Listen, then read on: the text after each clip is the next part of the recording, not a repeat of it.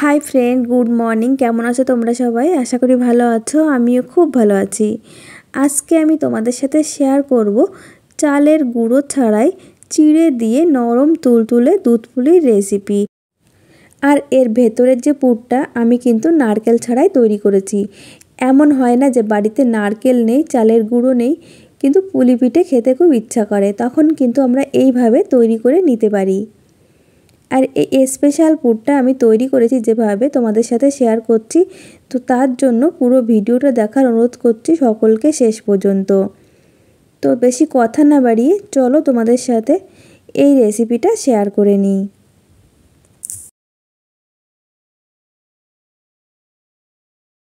পুলি পিঠে তৈরির জন্য আমি এখানে নিয়েছি 100 গ্রাম মতো চিড়ে। এখন আমি নর্মাল জল দিয়ে চিড়েটা ধুয়ে নেব, কারণ চিড়ের মধ্যে অনেক সময় নোংরা থাকে। আমি বেশ কয়েকবার জল পাল্টে পাল্টে ধুয়ে নিচ্ছি। ধুয়ে নিয়েছি। এখন আমি দিয়ে দিচ্ছি আরও কিছুটা জল। আমি এটা ভিজিয়ে রেখে দেব 10 মিনিটের জন্য, যাতে ভালোভাবে ভিজে যায়। আমি ততক্ষণ পুরটা রেডি করে নেব। তার জন্য চুলায় একটা কড়াই বসিয়ে দিয়েছি, তাতে দিয়ে দিচ্ছি 1 কাপ লিকুইড গরুর দুধ। দুধ যখন হালকা গরম হয়ে উঠবে তখন আমি দিয়ে দিচ্ছি 1/4 কাপ গুঁড়ো দুধ। ভালো করে দুধের সাথে মিশিয়ে নেব। দিয়ে দিচ্ছি 1 টেবিল চামচ গুড়। গুড়ের জায়গায় তোমরা চিনি ইউজ করতে পারো। এখন আমি দুধের সাথে গুড় ভালো করে মিশিয়ে নেব।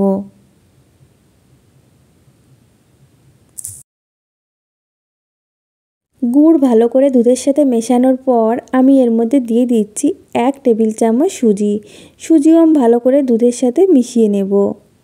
এরপর আমি দিয়ে দিচ্ছি কাজু বাদাম আর কাঠবাদাম।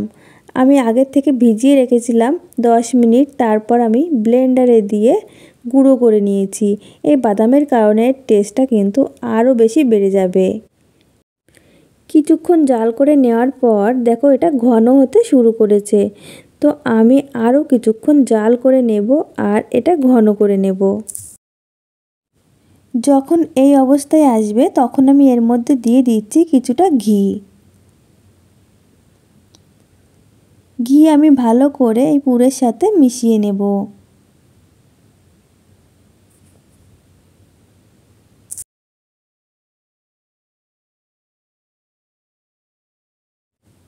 ঘি আমি ভালো করে মিশিয়ে নিয়েছি। যখন কড়াই থেকে ছেড়ে ছেড়ে আসবে তখন বুঝতে হবে যে এটা হয়ে গেছে, কারণ ঠান্ডা হলে আরেকটু শুকিয়ে যাবে। তবে এটা নামিয়ে ঠান্ডা করে নেব। এদিকে চিড়েও কিন্তু খুব সুন্দরভাবে ভিজে গেছে, একদম নরম হয়ে গেছে।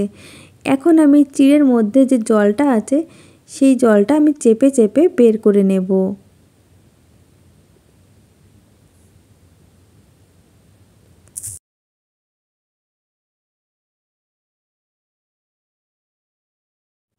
জল আমি চেপে চেপে বের করে নিয়েছি। এখন নিয়ে নিচ্ছি 2 চামচ ময়দা।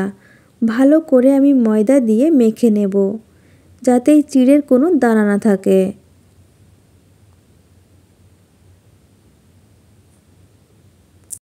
আমি ভালো করে মেখে ডো তৈরি করে নিয়েছি। এখন আমি হাত ভালো করে পরিষ্কার করে ধুয়ে নেব। এদিকে পুরটাও ঠান্ডা হয়ে গেছে আর আমি ডো থেকে কিছুটা নিয়ে নিচ্ছি। হাতে সামান্য ঘি লাগিয়ে নিচ্ছি, যাতে হাতে লেগে না যায়।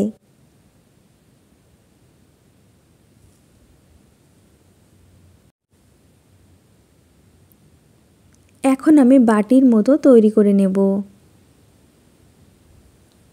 একটু পাতলা করেই তৈরি করবে, তাহলে কিন্তু পিঠাগুলো নরম হবে। এখন আমি এই পুর থেকে কিছুটা পুর নিয়ে নিচ্ছি। খুব বেশি করে নেবে না, তাহলে বেরিয়ে যাবে আর এটা কিন্তু তখন খেতে ভালো লাগবে না। এখন আমি সিল করে নিচ্ছি, যাতে এই পুরটা বেরিয়ে না যায়। তোমরা তোমাদের পছন্দ মতো কিন্তু ডিজাইন তৈরি করে নিতে পারো। আমি সেরকম কোনো ডিজাইন তৈরি করছি না। এই একই রকমভাবে আমি বাকি পুলি পিঠাগুলো তৈরি করে নেব। আমি সব পিঠাগুলো তৈরি করে নিয়েছি। এখন চলে যাচ্ছি চুলাতে।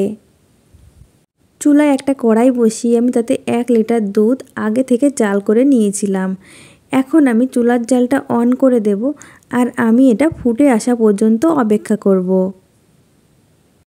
যখন ফুটে উঠবে আমি তখন চুলার জালটা লো ফ্লেমে রেখে এই পুলি পিঠেগুলো দিয়ে দেব।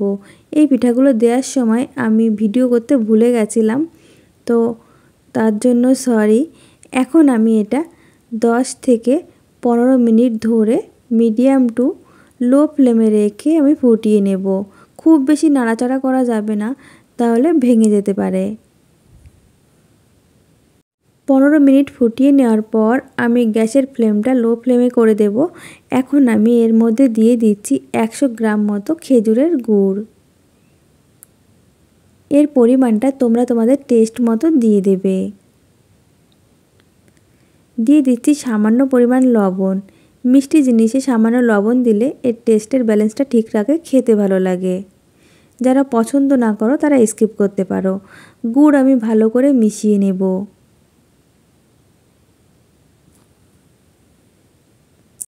আমি ভালো করে মিশিয়ে নিয়েছি আর আমি এটা মেশানোর পর আরও 2 থেকে 3 মিনিট ফুটিয়ে নেব। 3 মিনিট ফুটিয়ে নেওয়ার পর আমি চুলার জালটা বন্ধ করে দেব। আমার এটা কিন্তু একদম রেডি হয়ে গেছে। যারা গরম গরম খেতে পছন্দ করো তারা কিন্তু এই অবস্থায় খেতে পারো। আমি এটা ঠান্ডা হওয়া পর্যন্ত অপেক্ষা করব, কারণ আমার কাছে ঠান্ডাটাই বেশি ভালো লাগে। এটা একেবারে ঠান্ডা হয়ে গেছে। দেখো বন্ধুরা, পুলি পিঠাগুলো কিন্তু একটুও ভাঙেনি। তো বন্ধুরা, তোমাদের কাছে এই রেসিপিটা কেমন লেগেছে অবশ্যই একবার হলেও ট্রাই করে দেখতে পারো। তারপর খেয়ে আমাকে কমেন্ট করে জানিও যে খেতে কেমন লেগেছে। আর তোমাদের কাছে যদি এই রেসিপিটা ভালো লেগে থাকে লাইক, কমেন্ট এবং শেয়ার করে দিও।